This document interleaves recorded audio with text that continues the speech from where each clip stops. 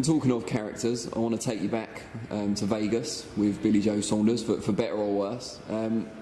How do you now, a few weeks down the line, reflect on the whole experience? It was a great experience. It was, you know, I worked with Billy Joe for years under my father from when he started his career. My dad took him through, obviously, I was going to say it again, right from the bottom to world champion. And it was great, that journey. And Billy Joe is a lovely, he is a lovely person. He's got a good heart and all. And I can say that because I've been around him over that time, and he's never,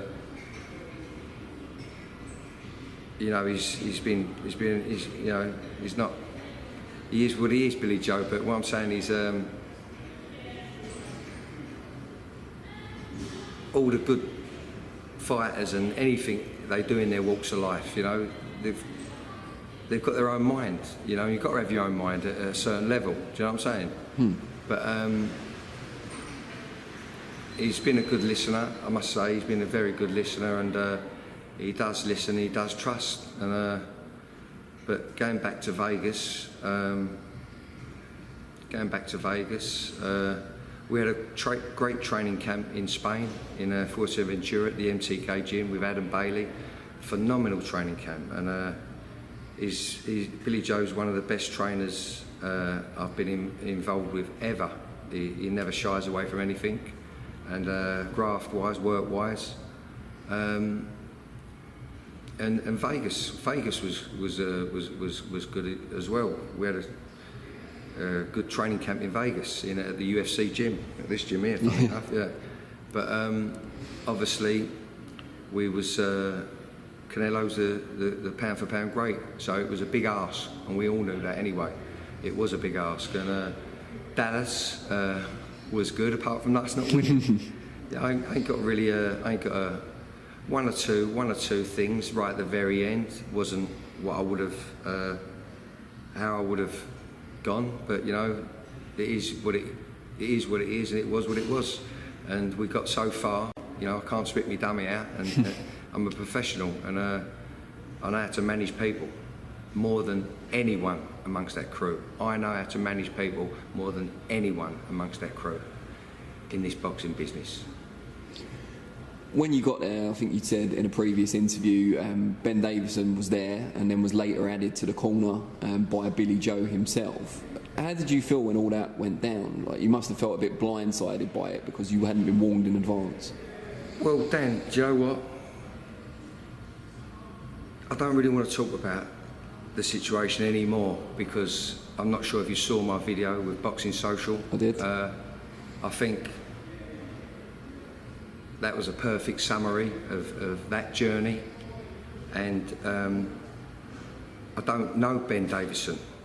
You know, I've met him years ago at the TKO. He wanted to turn professional when I had them young prospects I was talking about. But yeah, it was, you know, obviously he wanted to done a bit of training. So that's as far as I knew from him. But there's been a big gap in my life from that time, you know, so I don't really know Ben Davison. I hear about him here and there, and bits and pieces, so, you know, I can't talk about him, you know what I mean? So when I saw him in the UFC gym, I was a little bit surprised, but you listen to my Boxing Social interview, and that's how it was, that's how it went. What about what happened after the fight in terms of some of the stuff that came out on social media? There seemed to be this need on behalf of either Billy Joe or people around him to point out that they felt Ben was the one who stopped the fight, when you've clarified since in that Boxing Social interview that we mentioned that you stopped the fight. Why do you think they felt the need to do that? Dan, I don't want to get drawn into he said, she said. This is the fact of the matter. What happened. My communication with Billy Joe Saunders was as clear as a bell. When he blew down the hero of Billy Joe Saunders, I didn't hear it. No one heard it. It was a private.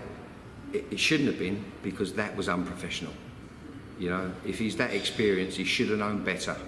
Yeah, but they're friends. You know, they're friends, and it happened. It happened.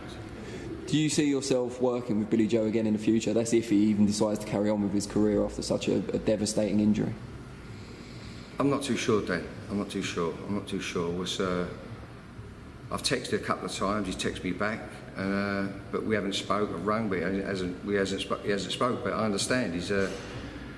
We missed our families. We was away a long while, yeah. And and he's a proper family man like myself, and so you know, he's been away a long while, and he sacrificed a lot of time and energy and everything. You know, we've all made sacrifices, and we missed our loved ones, and perhaps, you know, I don't know why he ain't answered the phone. I don't know why. Yeah.